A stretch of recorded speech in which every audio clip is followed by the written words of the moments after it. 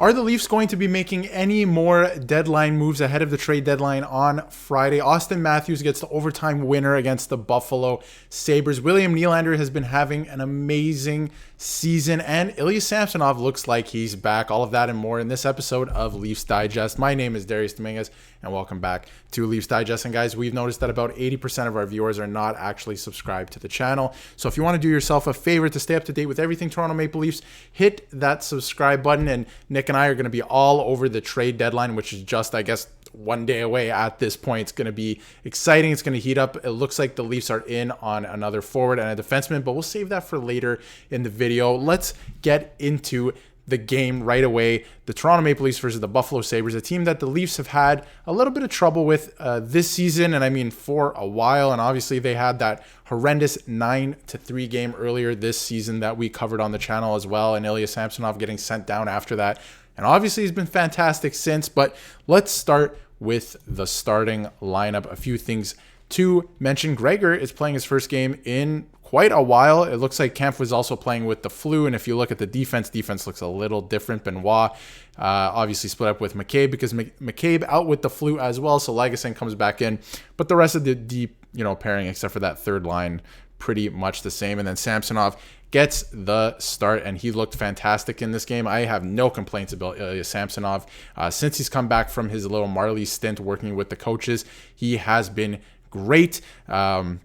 Really no complaints. And I mean, for him to be playing this great with Martin Jones kind of just off in the shadows doing his thing, and Joseph Woll getting back up to speed is fantastic. It looks like he might be the starter just because of the way he's been playing, and you can put your trust into him right now because Joseph Woll has been out so long. I'm not saying he's the definite starter. I think Joseph Woll can still definitely earn that back in time, but right now it looks like he might be the starter going into the playoffs, and it's not a bad thing. He won the Leafs a playoff series last year, and honestly, I love Samsonov. I love his attitude and the fact that he jokes around with reporters and all that stuff, and he's been playing great. So what's not to love about Samsonov? I love the fact that he's playing great. But to get to this game, I thought the Leafs played with a little bit more urgency out of the gate, which they've been lacking ever since Austin Matthews came to town. Like, it's been years. So I thought they looked a little bit better. But again, a couple guys not looking like they were on their A game today, and that could be, contributed to the fact that they might have all had the flu, or the flu's been going around, which Sheldon Keefe said earlier, in his pre-game comments. But one guy who did stand out tonight and looks like he probably didn't have the flu, and we will get to a couple guys who I think did have the flu and had poor games but finished strong. Nylander certainly was not one of those guys. Nylander had a very strong game, and here from Sportsnet Stats, William Nylander obviously scoring the goal in regulation, the only goal in regulation for the Leafs, has 23 points since the All-Star break and is tied for second most in the NHL since that time. Nylander was great before the All-Star break, and he's been great since. I mean, to be second in scoring in the entire league since the All-Star break is awesome. I mean, and it's his 34th goal of the year. He's been on absolute fire. He has points in 49 games of the Leafs games this year. I mean, that's just spectacular. He's been playing on another level this year. Obviously, it's a contract year, but he did slow down once he signed that contract, if we can all remember, right? He did slow down a little bit, but since then, he's picked it right back up. I mean, he's having a fantastic year. He's 7th in league scoring right now. He also took 10 faceoffs in this game, which is something we've never really seen Nylander do. I mean, they tried him at center, to start the year. They tried him at center a few different times throughout his history with the Leafs, but nothing like this. I mean, he took 10 faceoffs tonight, and he wasn't bad. I think he won 6 of them out of the 10. So, I mean, he was a positive percentage. That's not bad at all. So, I don't know. Nice to see that from Nylander. Doing it all tonight, and I thought he played better on the defensive side of the puck, too. I think he was creating more opportunities for himself because he was playing better defense. Wasn't really playing that way in overtime, cheating a little bit for the offense, definitely cheating a little bit, but it worked out in the Leafs' favor in the end, which is nice. But I want to pivot to another guy. I'm not sure. I'm not going to blame everything on the flu, but not sure if he's a guy who, did have the flu or not, but the last couple of games and the last little while has not been good for Timothy Liljegren. All right, he has not looked great since Morgan Rielly came back from his suspension. He looks just a half step too slow. I don't know what it is. Maybe he's dealing with an injury. You never know at this time of year.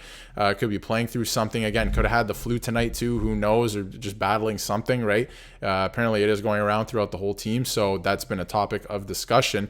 But yeah, he's just looked a half step slow. And I mean, the penalty that was called, we could talk about the refs again. I don't want to spend too much time on it, but there have been some soft calls, all right, in these Leaf games. I know around the league it's been bad too, but there have been some soft calls going the Leafs' way. And I just don't think that's called if Liljegren is keeping up with the play and keeping his feet moving. And I feel like he's just a half step behind.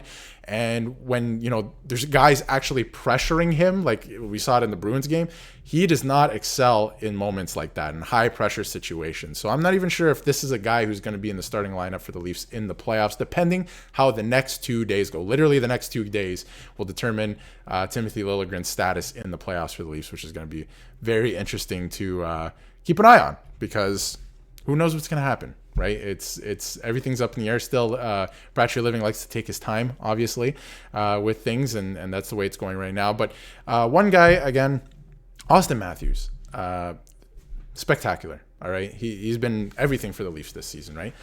Did not have a strong game. Not sure if he's injured. I think it was against the Rangers. I saw he had something on his wrist. Maybe his wrists are bothering him again. Hopefully not. Maybe he just had the flu tonight. He looked like a guy who was lacking energy. A couple of the plays, he's just swinging at the puck, like trying to get it out, just get me off the ice. Probably low energy, battling the flu, all that stuff. So I'm going to mark it up to that. Why he had a poor performance, and it wasn't even that bad of a performance, but not exactly looking dangerous tonight. And I mean, McCabe missed the entire game because it was that bad, and they did say like Kempf was playing through something, so I'm going to contribute it to that.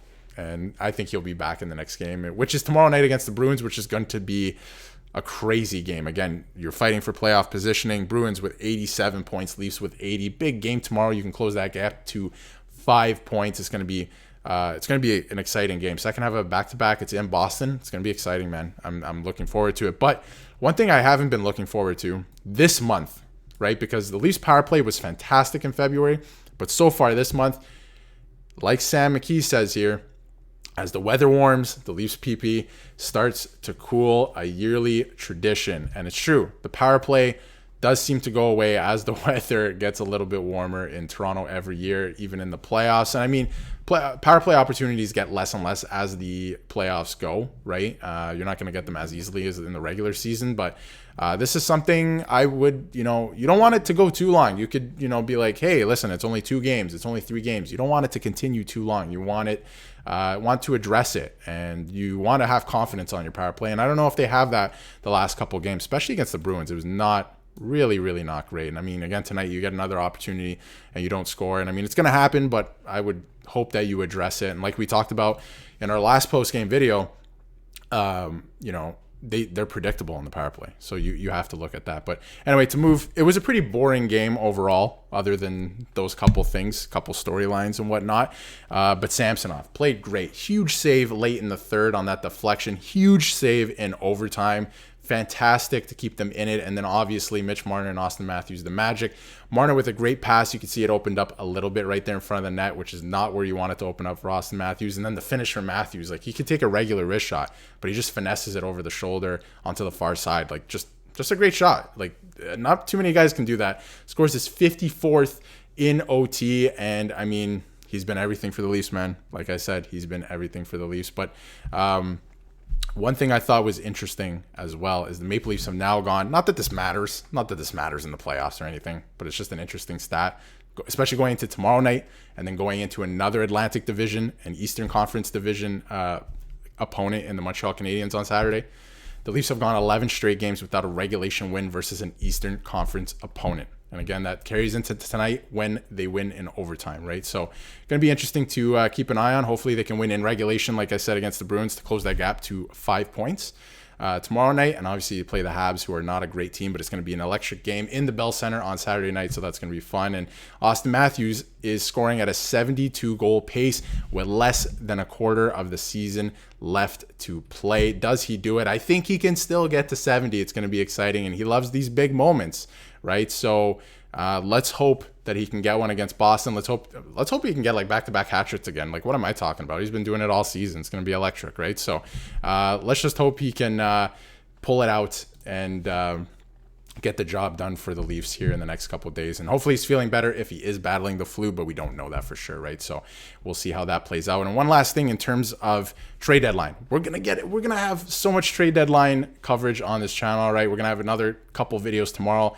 Obviously, Friday's the deadline. We're going to cover that. Looks like the Leafs are going to make a trade, but Tree Living is waiting for the dust to settle. I feel like he doesn't want to make a panic move. He doesn't want to move on from a first-round pick or Easton Cowan. You definitely don't want to move on from Easton Cowan. 30-game point streak in the OHL. It's going to be interesting to watch what the Leafs do here. And I wanted to bring this up because it's true, and I think that a lot of Leaf fans everyone gets lost in the trade talk, and I do as well. But I think the Leaf fans have lost the most important thing in all of this, all right? And that is that the Florida Panthers did nothing at last year's trade deadline, and they went to the Stanley Cup final. And I mean, Stanley Cup final, they didn't even make a deadline acquisition because they weren't even sure they were going to make the playoffs. They made it by 1 point. Now, it's a little bit different from the Maple Leafs, but it's not that much different. I mean, your best players have to be your best players, right? Like Austin Matthews, Mitch Marner, William Nylander, these guys have to come and show out. And they already have Tyler Bertuzzi. They already have Max Domi, these guys that you would like to acquire at this time of year, right? They already have the guys on the roster. So these players have to show up in these big moments, right? In the playoffs. It's not about, what will this defenseman do for you? They do need help on the back end, that's for sure. But their best players have to be their best players, and that's it. They just have to, Florida's best players, guys you never heard of. Not that you never heard of. Their best players were their best players. Obviously, you got the Kachucks and Barkov and guys like that. Reinhart was great for them. But then, these guys you never heard of are playing great for them too, and that's what the Leafs need. Everyone to step up. It doesn't matter who you acquire at the deadline. The best players still have to play the best. So that'll be fun to watch. And, Nick and I will have it covered on the channel all week long until the trade deadline in, I guess, a day's time. It's going to be very exciting. And I think the Leafs do make a move with some of the dust settling after some big moves today. So stay tuned to the channel, and Nick and I will have that covered, and we'll see you for another video tomorrow.